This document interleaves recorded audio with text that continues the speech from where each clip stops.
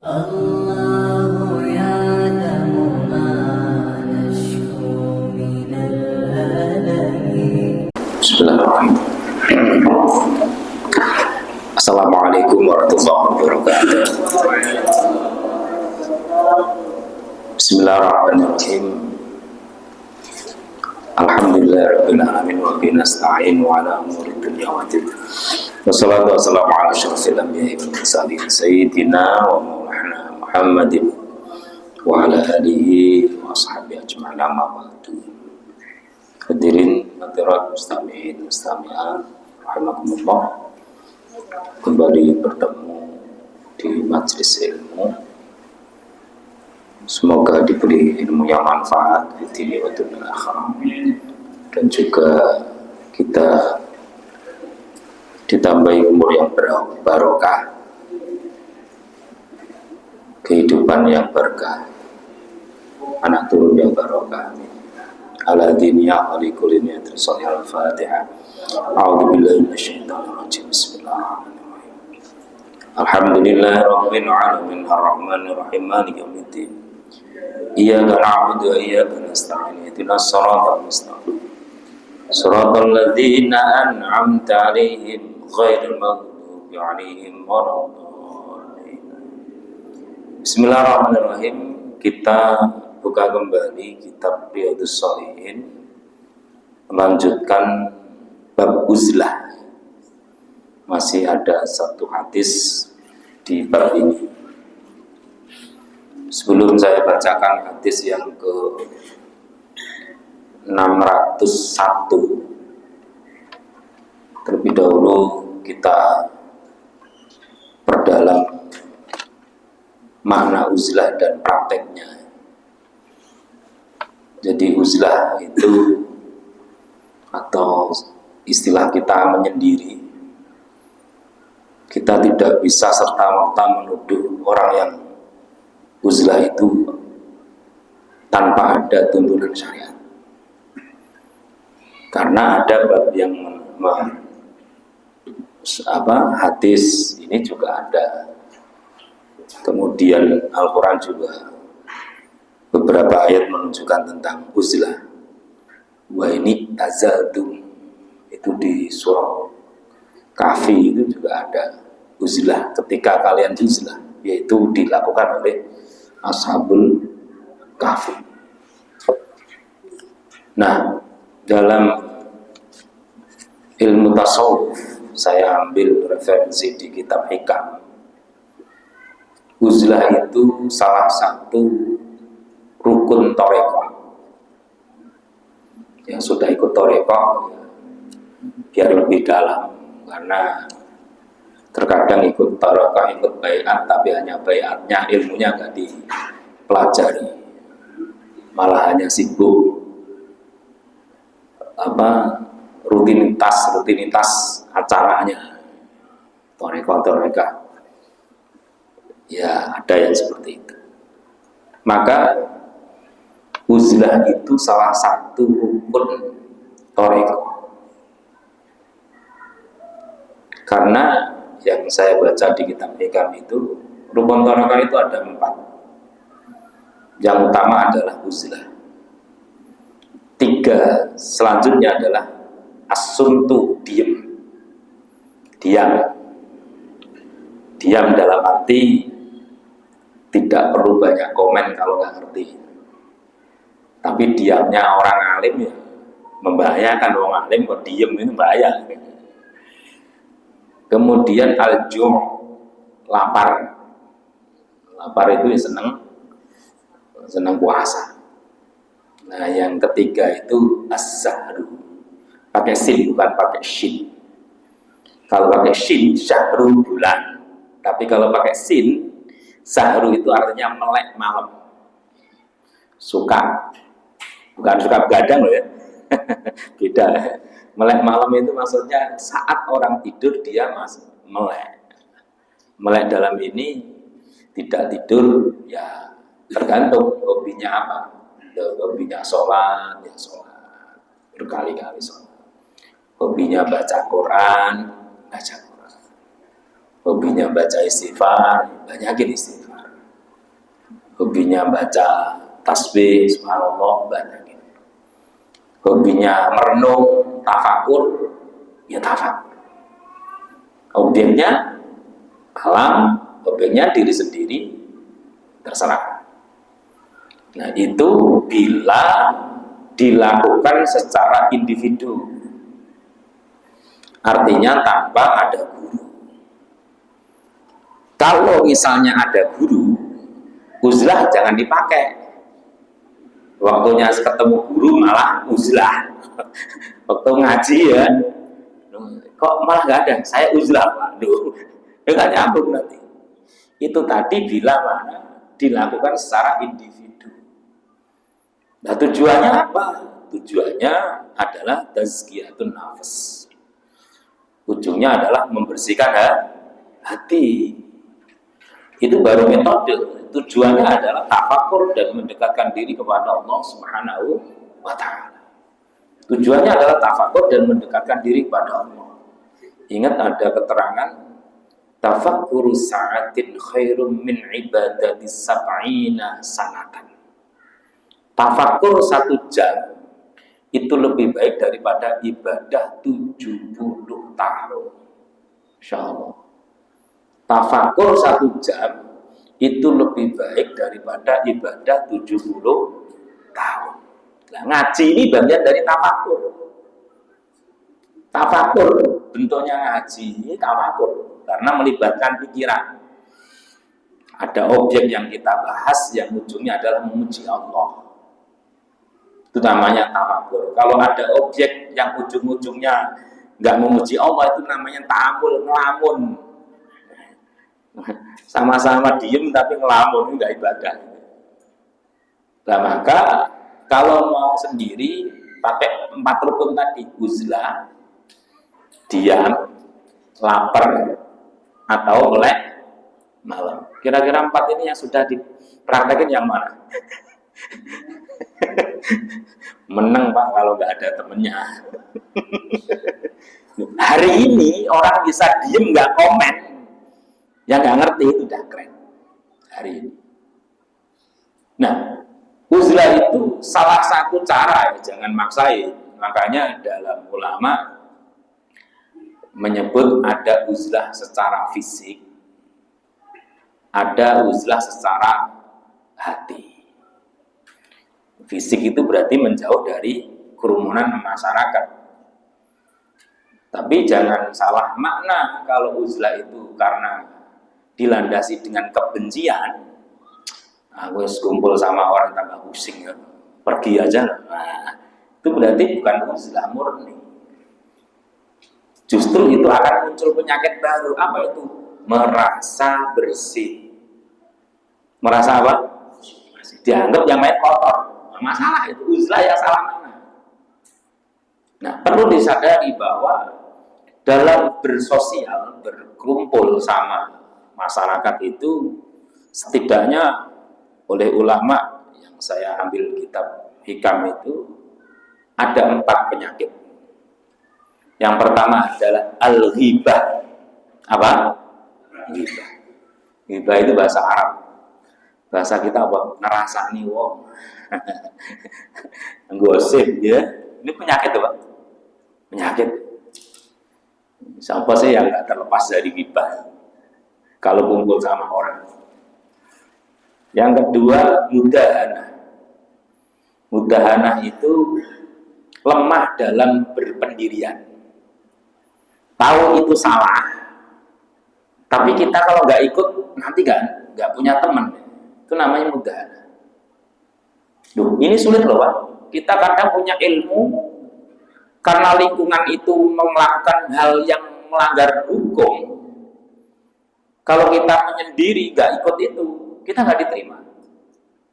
Nah, kelemahan prinsip dalam agama karena mengikuti sosial itu namanya penyakit masyarakat yang disebut mudahanah. Ini bahaya juga, sehingga orang pinter nggak kelihatan pinternya udah. Karena mengikuti itu. Kemudian ada penyakit yang ketiga adalah riya. Masyarakat kita berkumpul masyarakat tuh angel tinggal riya itu. Ya, bener ya? Angel ya. Dan yang keempat, tasannu. Tasonnu tulisannya. Tason nun ain, tasannu. Tasannu itu bahasa saya pura-pura. Bahasa kerennya pencitraan. Apa? Pencitraan yo. Padahal aslinya nggak gitu. Tasannu, pura-pura. Nah, penyakit interaksi sama orang itu kita harus mengenal. Nah, kalau kita mampu mengendalikan hati kita, walaupun fisik kita sama-sama orang, tapi kita mampu mengendalikan itu, berarti kita nggak perlu uzlah secara fisik. Cukup uzlah secara batin, secara hati.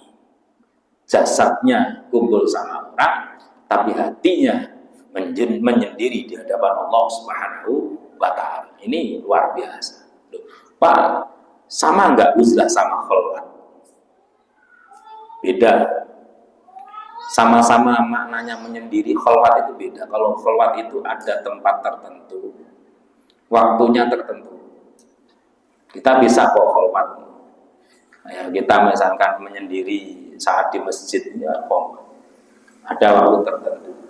Tapi kalau uzlah, waktunya nggak tertentu, bisa setiap saat, sepanjang waktu kita uzlah menyendiri kepada Allah Subhanahu wa Ta'ala. Nah, itu bagian dari pilihan dalam rangka menyelamatkan agama, dan itu termasuk maqasidus syariat. Tujuan Allah menurunkan syariat yaitu menjaga agama. Cara menjaganya diantara metodenya adalah uzlah. Tapi jangan salah paham uzlahnya, nggak ngantor terus uzlah. Sampai itu nggak ngantor Pak, uzlah. Ini syariat boys, salah mana? Lu sampai kok uzlah terus, iya, daripada di rumah dicerewetin bojo, berarti menghindar sampai salah ini. Oke, nah sekarang kita baca hadis. Di antara hadis-hadis yang kemarin kita sudah bahas, bahwa ada Kanjeng Nabi dawuh, rezeki umatku itu lebih baik diantaranya adalah mengembala kambing di lereng-lereng bukit. Karena apa? Biar menyendiri, halal dan lain sebagainya. Nah, sekarang hadis ya dari Abi Hurairah wa anhu, dan dari Abi Hurairah an Rasulillah sallallahu alaihi wasallam, anahu, sesungguhnya baginda Nabi itu qala, bersabda, sinten Kanjeng Nabi, isi sabda beliau, min khairi ma'asyin nasi, itu diantara sebaik-baik kehidupan manusia. Min khairi ma'asyin nasi, di antara sebagian manusia yang hidupnya baik. Khairi ma'asyin nasi, ma'asyin maknanya kehidupan. Sebagian di antara kehidupan manusia yang terbaik. Itu lahum, bagi manusia adalah rajulun, seseorang. Mumsikun, yang memegang, atau bahasa saya ngugemi, berpegangan. Inana, kendali. Inana farosi, kendali kudanya fisabilillah, untuk berjuang ke jalur ridhonya Allah Subhanahu wa Ta'ala. Yatiru ala matsni, yatiru cepat-cepat. Yatiru itu maknanya ayyusri'u, cepat-cepat itu bahasa sekarang Pak, gercep, satsep, itu yatiru. Ala matsnihi, di atas punggungnya kuda. Kullama sami'a hay'atan aw faza'atan, ketika si rajul itu sami'a, mendengar, hay'atan, ing suara perang, tanda dilakukan perang, au fas'atan atau suara gemuruh perang, toro alaihi, toro maka bergegas alaihi menuju suara tadi, yang berdali untuk mendapatkan atau menempuh al-qatla ing perang, wal mauta dan kematian itu madannahu tempat menyangkanya seorang rajul. Gini, ini hadis ini akan memuat orang yang punya kualitas kehidupan. Yang pertama adalah siap siaga.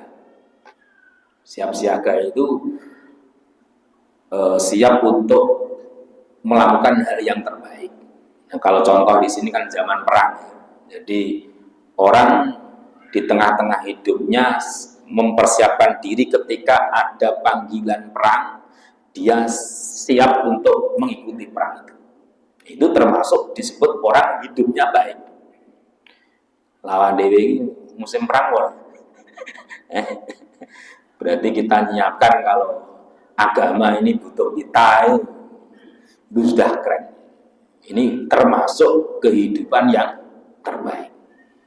Misalnya siap kita dalam kehidupan kita ya, agama butuh kita, negara butuh kita, masyarakat butuh kita. Kita siap itu sudah menjadi min khairi ma'asyin nas.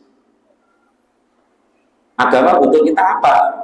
Ya, misalnya di lingkungan ini nggak ada yang azan, jenengan azan itu berarti ya sahabat. Di sini di lingkungan nggak ada orang sholat, jenengan ngawalin sholat itu harus sahabat. Jenengan di sini nggak ada ngaji, jenengan ngaji itu sudah min khairin nas.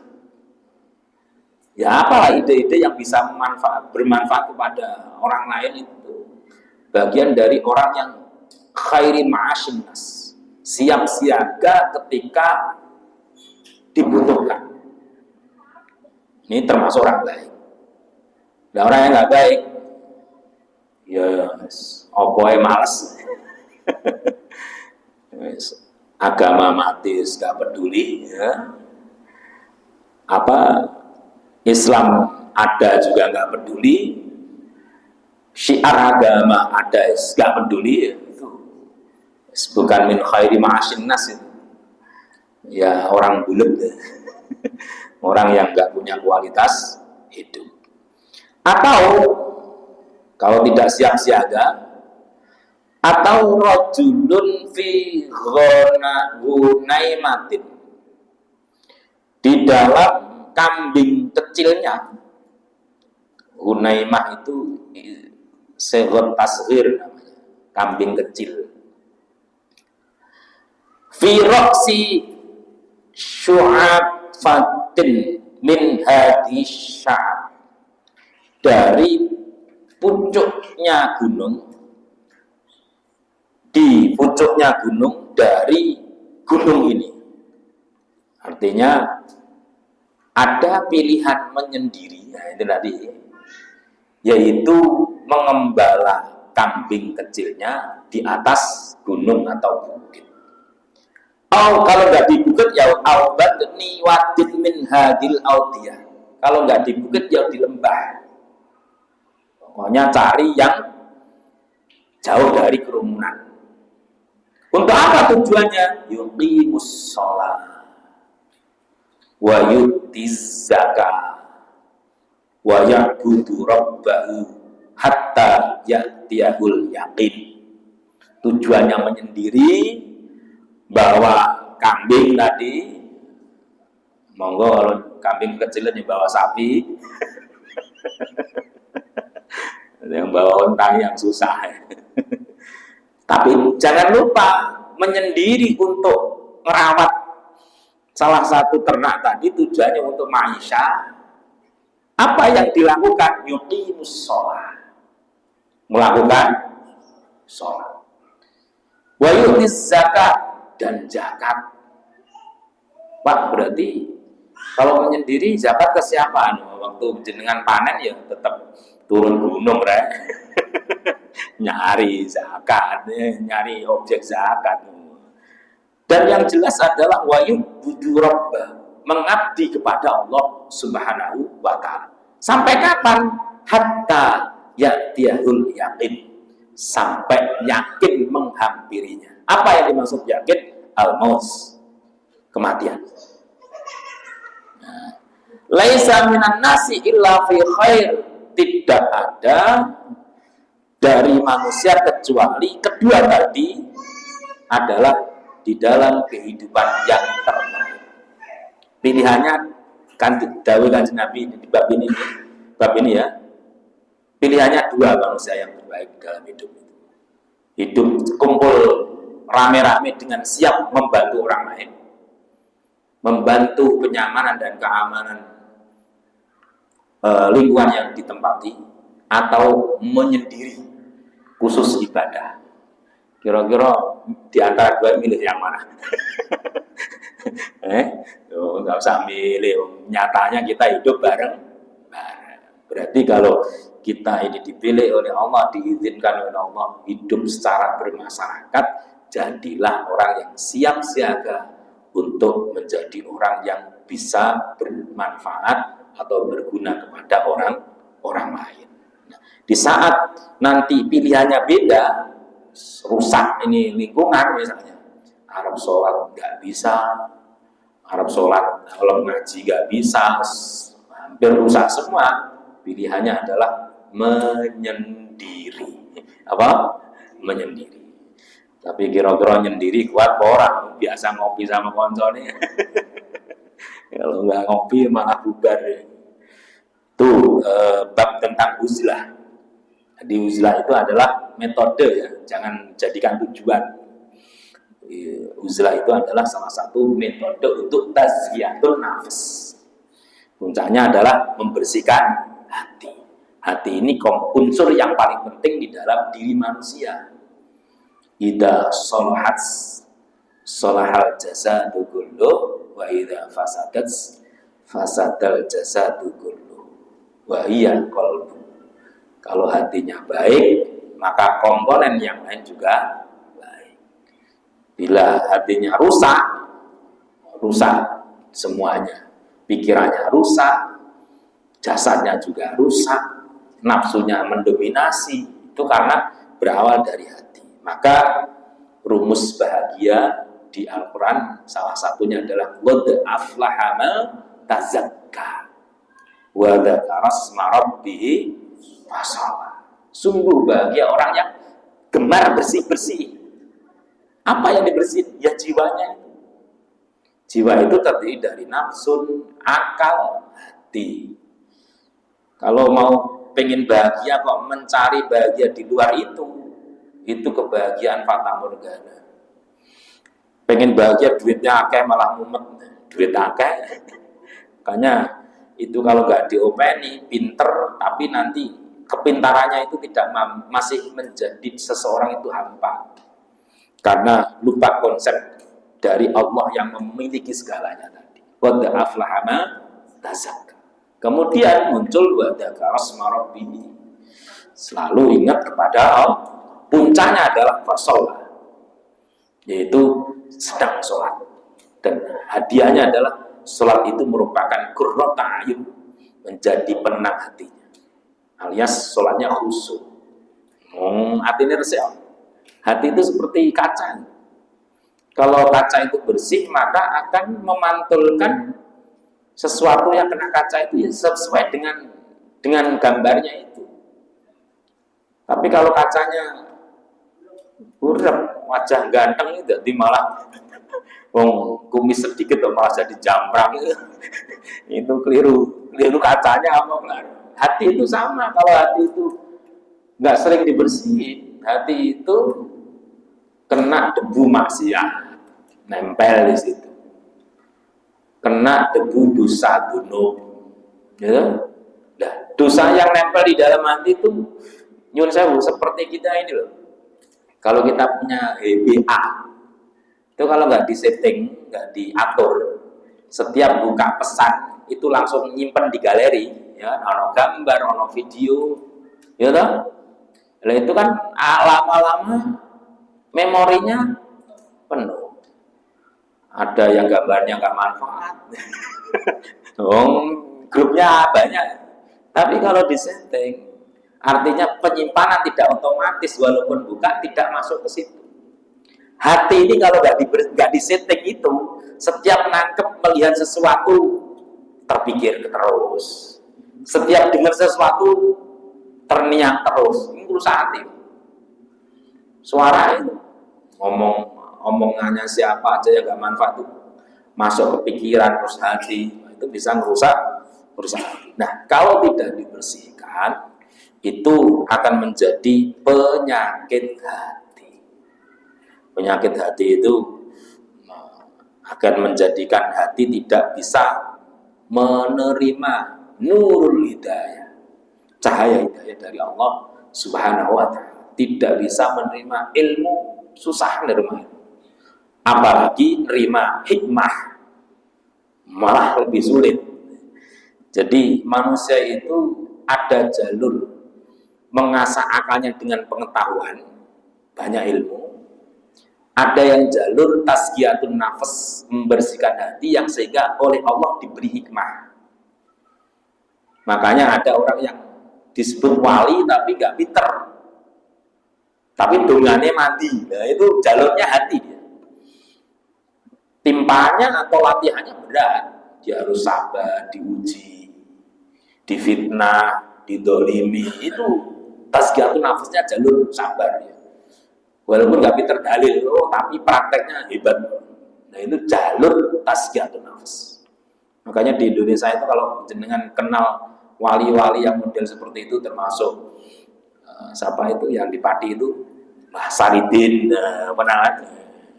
Saridin itu wali lokal yang jos zaman itu. Itu berangkatnya dari tazkiyatun nafas, yaitu pengendalian hati. Nah, cuman manusia itu umumnya batu firunal hayatad dunya.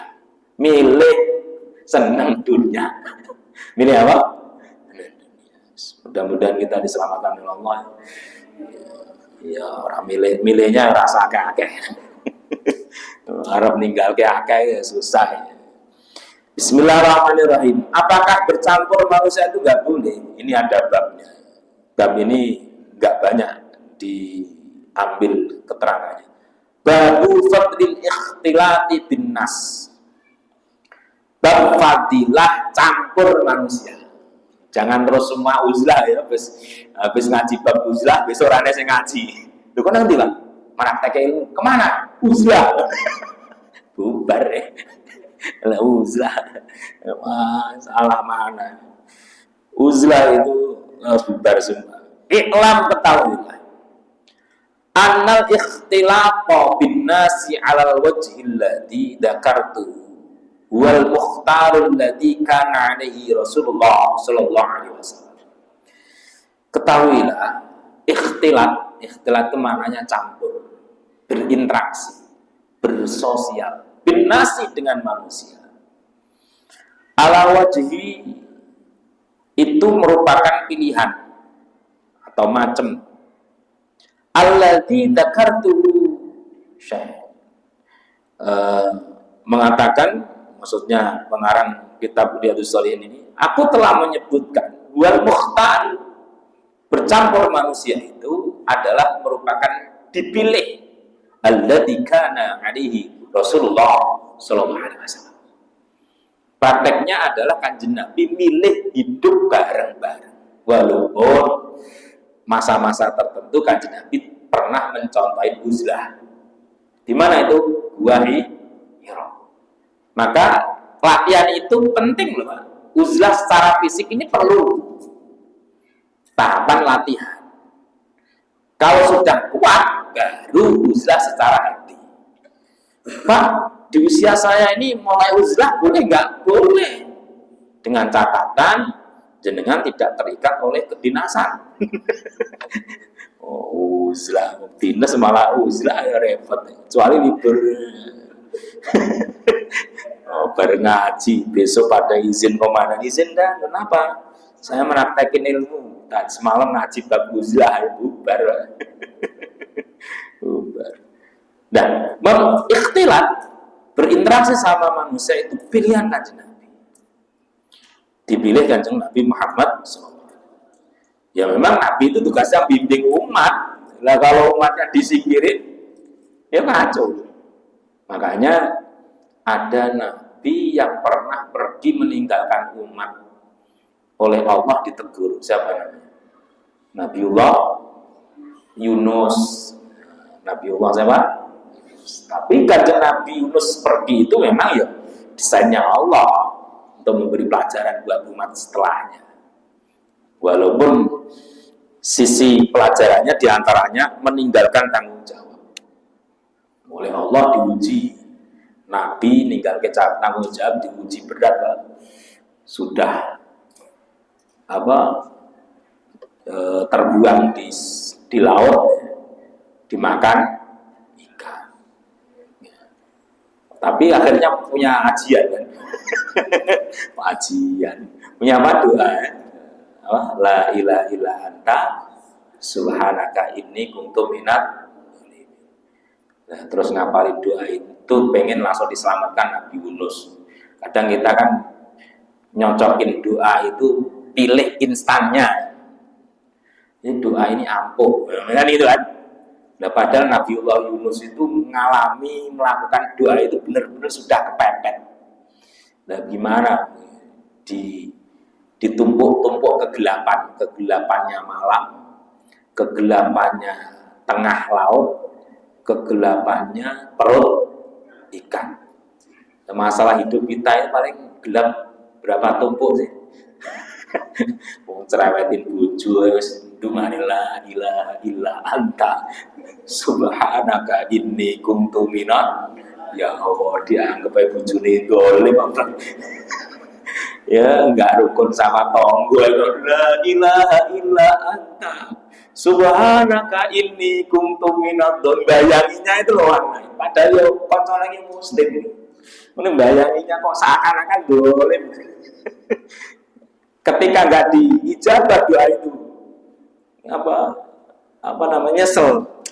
Saya udah baca la ilaha illa anta subhanaka inni kuntu minadz dzalimin, nggak ampun. Ya, salah sasaran. Yang didoain doanya sama. La ilaha illa anta subhanaka inni kuntu minadz dzalimin. Tapi itu doa itu memang luar biasa. Saya dapat ijazah dari guru itu, bacanya bukan sekali, Pak, 3.000 bacanya. La ilaha illa anta subhanaka inni kuntu minadz dzalimin. Dan itu sangat luar biasa doa itu. Maksudnya untuk melatih kita mendekatkan diri kepada Allah. La ilaha illa anta, tidak ada Tuhan selain Engkau ya Rabb. Subhanaka, maha suci Engkau, inni kuntu minadz dzalimin. Itu kesadaran bahwa kita ini kadang diperintah malah melakoni yang lain. Nah, Rasulullah memilih hidup bareng-bareng karena memang tugasnya Nabi dan Rasul itu membimbing umat. Nah, kalau membimbing jauh dari yang dibimbing, ya kacau. Ngasuh anaknya lari-lari, jenengan ngerokok di pojokan. Ya malah nyungsep.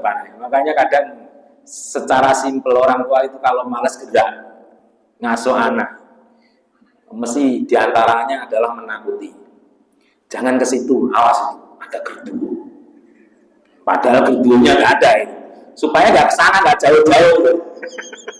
Saya angan cara orang menakut-nakuti anaknya biar nggak jauh pergi itu, takut-takutin opo ya, semua gerduwo, tuyul, padahal yang ngomong itu ditanya kedua itu bagaimana, ya nggak ngerti pokoknya.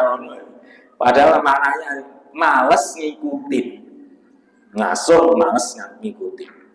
Nabi itu mendampingi, makanya Kanjeng Nabi ikut perang, yo dagang, yo nemenin fakir miskin, yo bercanda sama anak-anak kecil, yo membantu istrinya untuk beresin rumah.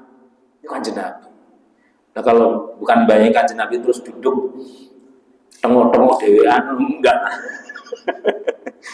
Itu versi mukhalat, yaitu kumpul sama manusia. Tapi walaupun kumpul sama orang, hatinya itu menyendiri kepada Allah Subhanahu wa taala.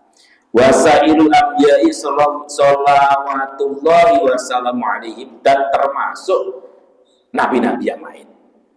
Nabi-nabi yang lain itu, ya nabi siapapun itu adalah mukhalat bin nas, yaitu memilih untuk kumpul sama manusia. Makanya Nabi Yunus tadi ditegur oleh Allah, dikasih tanggung jawab ngopen umat kok malah pergi, ya. Ini ditegur oleh Allah, balik lagi. Wa kadzalika, dan seperti yang sa'il anbiya al-khulafa'ur rasyidun. Khulafa'ur rasyidin. Siapa itu? Abu Bakar, Umar, Utsman, Ali. Beliau mukhalat bin nas, kumpul sama manusia, bimbing manusia. Cuman hatinya beda. Hatinya tidak bisa diwarnai oleh manusia. Makanya perlu latihan itu. Hatinya tidak terdikte oleh manusia. Cara latihannya itu begitu. Di antaranya adalah kalau ada manusia yang menyakiti hati kita, kita nggak sakit, itu udah terlatih berarti. Kalau manusia menyakiti hati kita, kok hati kita sakit, itu berarti kita yang rugi. Yang rugi. Ya memang namanya latihan sering gagal. Disakitin orang lain ya sakit tenang. Sakit. Wa man ba'dahum minas sahabati wat tabi'in, dan orang-orang setelahnya khulafaur rasyidin, bayane minas sahabati termasuk dari para sahabat, wat tabi'in, dan setelahnya sahabat, kaum tabi'in. Wa man ba'dahum, dan termasuk orang yang setelahnya tabi'in. Jadi ke masa Kanjeng Nabi khulafaur rasyidin, sahabat, tabi'in, tabi'in terus pengikut-pengikutnya min ulama'il muslim wa akhyarihim, dan termasuk orang-orang yang terpilihnya orang muslim. Itu rata-rata milih kumpul sama orang. Sama orang.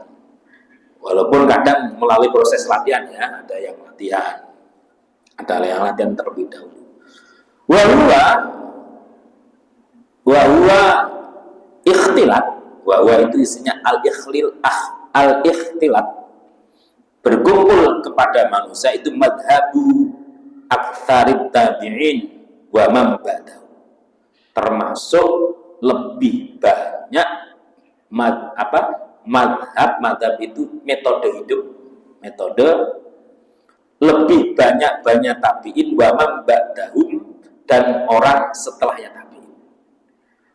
Jadi tidak menyendiri, milih kumpul banyak orang, itu adalah madhabu aktsaris tabi'in. Kebanyakan atau banyaknya orang memilih metode itu. Banyaknya orang yang memilih metode kumpul sama manusia. Wabihi qala Syafi'i, wabihi, sebab yang demikian, maksudnya madhabu aktsari tabi'in, qala Syafi'i, dawuh sapa Imam Syafi'i, wa Ahmad, Imam Ahmad, wa aktsarul fuqaha, dan sebagian banyak para ahli fikih radhiyallahu anhum ajma'in, qala Allah Ta'ala, dawuhnya yang dipakai sebagai alasan kenapa lebih baik milih jalur kumpul sama orang, yaitu firman-Nya Allah, wa ta'awanu 'alal birri wa taqwa. Kumpul sama orang itu dalam rangka menyelenggarakan perintahnya Allah. Apa itu ta'awanu? Saling tolong menolong. Dengan hal apa? Bil birri, kebaikan, wa taqwa, dan ketakwaan. Berarti memilih untuk hidup bersama secara kolektif itu tugas pokoknya adalah saling menolong.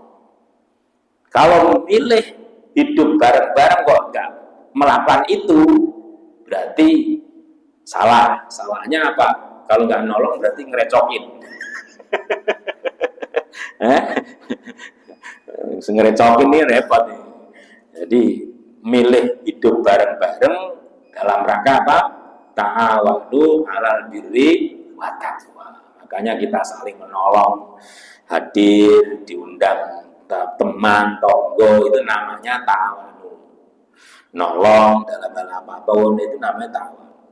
Nah, kalau hidup itu nggak nolong, nggak bisa, ditolong nggak mau, wis munding dhewean.